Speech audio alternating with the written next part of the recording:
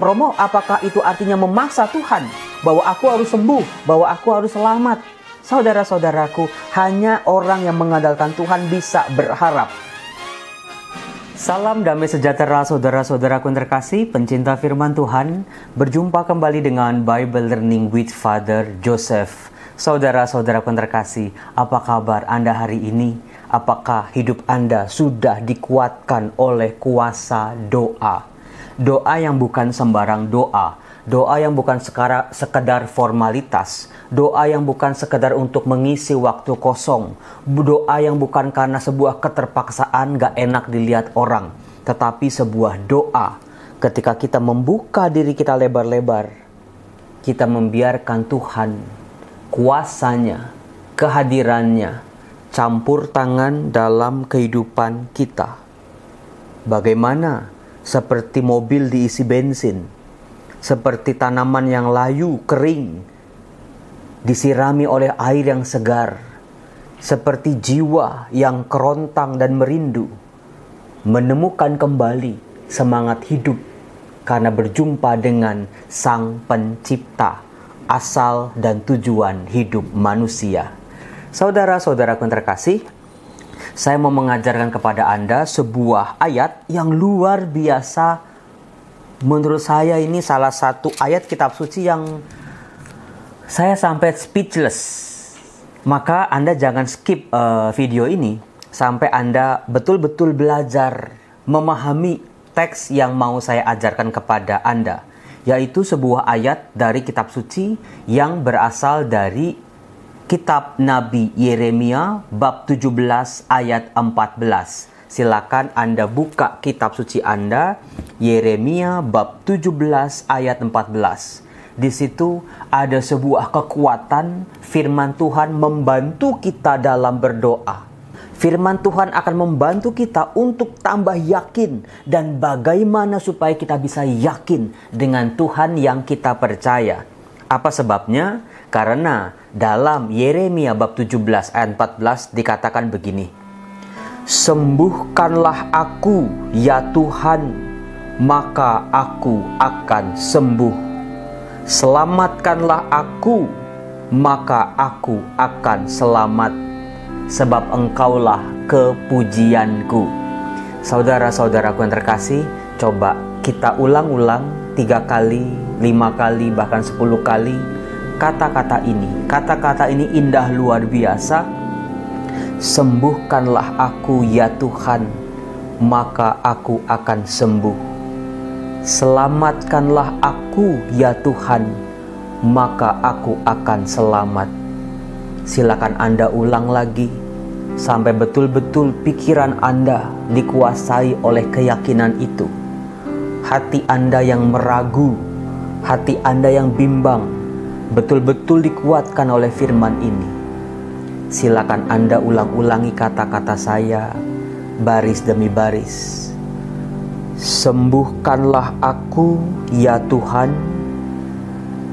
maka aku akan sembuh. Selamatkanlah aku, ya Tuhan, maka aku akan selamat. Sebab Engkaulah kepujianku. Kudus, kudus, kudus, kuduslah Tuhan, Allah segala kuasa. Berkuasalah atas diriku saat ini. Campur tanganlah ya Tuhan, selamatkanlah aku anak-Mu. Dalam nama Yesus ada kemenangan. Dalam nama Yesus ada kemenangan. Dalam nama Yesus ada kemenangan. Ya, aku percaya pada kuasa kasih Tuhan. Ada kuasa. Dalam nama Yesus ada kemenangan. Kudus, kudus, kudus. Kuduslah Tuhan. Amin. Saudara-saudaraku yang terkasih, salah satu nubuat Nabi di mana Nabi memohon kepada Allah dalam pergulatannya. Mengapa Nabi Yeremia bergulat? Artinya ada pro dan kontra di dalam batinnya. Ada sebuah pergulatan yang tidak mudah karena mengenai nasib bangsanya. Bangsa Israel di zaman Nabi Yeremia adalah Bangsa yang sedang makmur, yang sedang lupa pada Allah. Hidup mereka tajir melintir, mereka merasa aman, damai, sejahtera, shalom. Padahal Nabi melihat rasa shalom, rasa damai itu, kemakmuran itu hanyalah topeng-topeng belaka. Rasa damai yang terjadi hanyalah damai yang palsu. Nah, di sisi lain, Nabi Yeremia mendengar bisikan Allah bahwa Israel akan dihukum kalau tidak bertobat. Itulah yang membuat Nabi Yeremia harus bergulat. Tetapi luar biasanya saudara-saudara, Romo, kalau kita lagi bergulat dalam pergumulan, dalam pro dan kontra di hati kita masing-masing, Romo, bagaimana Romo cara mengatasinya? Bagaimana Romo ujungnya? Nah, bukan sebuah kebetulan saudara-saudaraku, ayat yang luar biasa tadi, Anda silakan boleh ketik di kolom komen. Sembuhkanlah aku ya Tuhan, maka aku akan sembuh. Selamatkanlah aku ya Tuhan, maka aku akan selamat. Sebab Engkaulah kepujianku. Kepujianku artinya Engkaulah yang aku puji, Engkaulah yang aku muliakan. Itu artinya. Nah, ayat itu ada di ayat-ayat terakhir dari Yeremia bab 17. Sementara dari ayat 1 sampai ayat 13 itulah pergumulan Nabi Yeremia. Dan bagaimana dalam pergumulan itu bangsa Israel diajak untuk memilih mau jadi apa. Saya kasih contoh dengan 2 pot di depan saya ini. Izinkan saya bertanya kepada Anda sekarang. Kalau Anda hidup di dunia ini, pekerjaan Anda, tugas-tugas Anda, keluarga Anda, rezeki Anda, sukacita Anda, kelancaran bisnis Anda mau jenis pohon yang mana? Silakan tulis di kolom komen. Mau yang putih atau yang hitam? Romo Yosef, itu sebuah pertanyaan yang sangat mudah. Kami tidak perlu memilih. Karena sudah jelas Romo, maunya itu yang seperti ini. Hijau, subur, merekah, penuh dengan daya hidup. Itulah hidup yang kami harapkan. Itulah hidup yang selalu kami doakan, yang kami minta pada Tuhan. Daripada hidup yang kayak begini. Ini pohon ketiga dari koleksi saya yang mati. Ini dulu katanya pohon sakura. Lagi-lagi saya nggak tahu, habis aja dimakan ulat. Belum lagi rontok semua, padahal udah dikasih vitamin, udah dikasih pupuk, sama perawatannya sama yang ini. Tetapi ini kenapa hasilnya begini, saudara-saudaraku yang terkasih? Apakah Anda hidupnya mau seperti ini? Kering, kerontang. Ini tinggal tunggu matinya aja katanya nih. Bahkan mungkin sudah mati sebetulnya. Saudara-saudara, kita punya akal budi. Di hadapan 2 pilihan yang dihadapkan pada kita. Seringkali manusia malah memilih yang ini dibanding yang ini. Lalu ketika udah kering kerontang baru teriak-teriak sama Tuhan. Karena manusia asal-asalan memilih atau bahkan tidak mau memilih.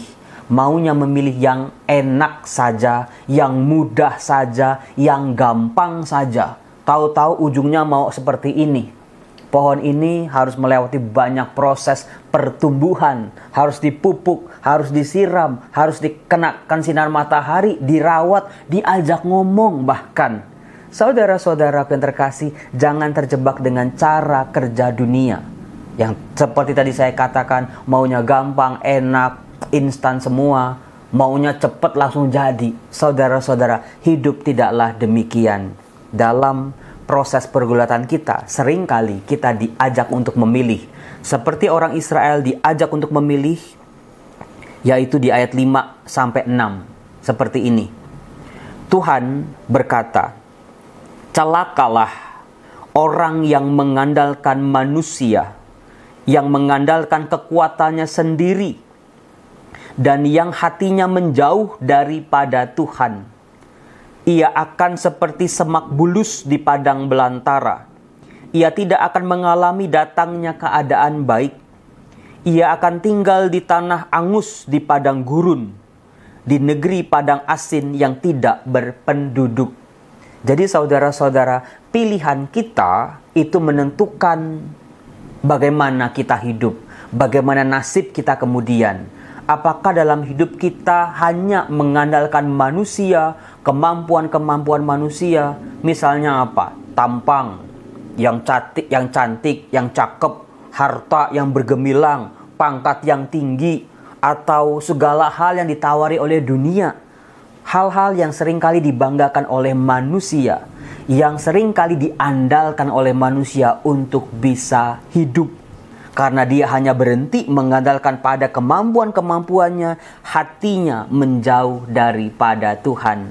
Saudara-saudara, banyak orang sukses tapi hatinya kosong karena mengejar uang tidak akan pernah ada puasnya dan selalu mengalami kegagalan dan jatuh bangun. Ketika hatinya kosong, dia akan merasa sia-sia dan hidupnya hancur semuanya. Itu kalau kita mengandalkan manusia saja, kemampuan manusia saja, menjauhkan hati kita dari Tuhan, persis seperti ini.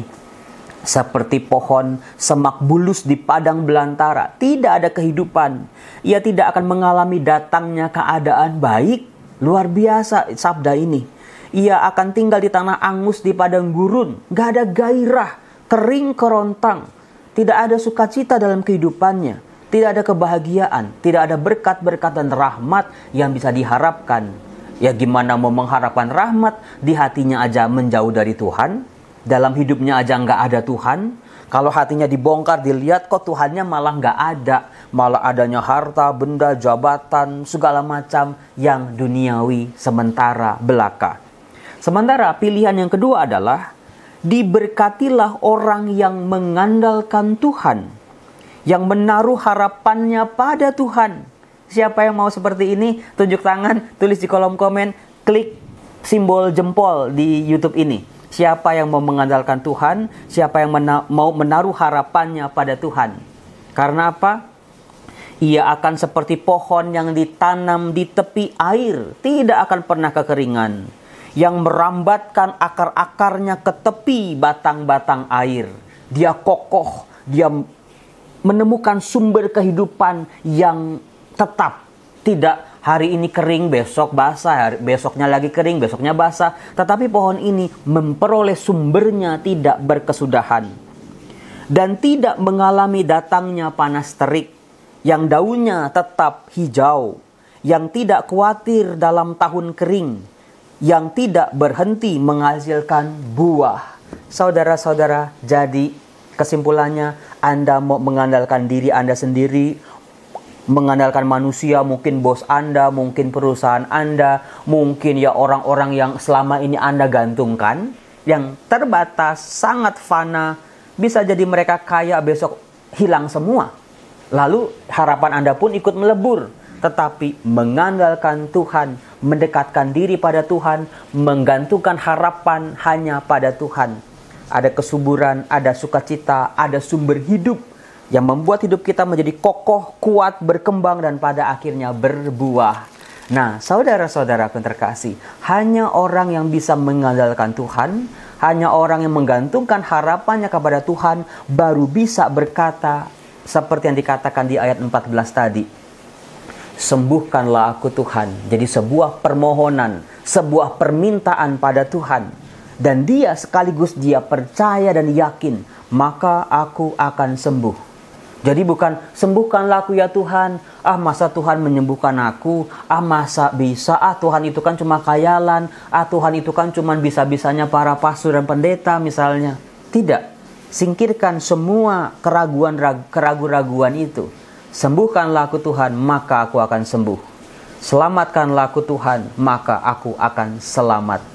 Ada sebuah rasa percaya yang utuh pada Tuhan. Tetapi saudara-saudara, ada banyak orang salah kaprah di sini. Karena mereka mengira, wah Romo, apakah itu artinya memaksa Tuhan? Bahwa aku harus sembuh, bahwa aku harus selamat. Saudara-saudaraku, hanya orang yang mengandalkan Tuhan bisa berharap 100% pada Tuhan. Itu yang pertama. Kalau orang ada keraguan, dia susah sekali mengharapkan yang seperti itu. Yang kedua, ketika kita percaya pada Tuhan, mengandalkan kesakitan kita, keadaan kita, yang susah, yang menderita, semuanya letakkan di tangan Tuhan. Tuhan yang paling tahu bagaimana harus terjadi dalam kehidupan kita. Proses-proses kehidupan apa yang harus kita lalui untuk bisa menjadi seorang pemenang. Saudara-saudara, ingatlah pohon yang bagus, apalagi pohon buah yang ranum, yang segar, yang manis, itu tidak sekali bim salabim langsung jadi. Butuh ketekunan, butuh proses. Itu yang harus kita lalui. Kadang-kadang prosesnya juga menyakitkan. Kadang-kadang prosesnya juga tidak sesuai dengan yang kita harapkan. Tetapi ada. Kalau orang berharap pada Tuhan, pasti ada sesuatu yang baik di akhir kehidupannya. Di depan sana ada sesuatu yang baik. Itu yang kita harapkan.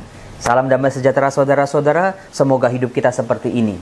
Penuh daya hidup, hijau, mekar, menyenangkan ketika dilihat, berbunga, berkembang, pada akhirnya berbuah. Demikian juga kita harapkan untuk hidup saya dan juga hidup Anda. Salam damai sejahtera, Tuhan Yesus memberkati. Salam.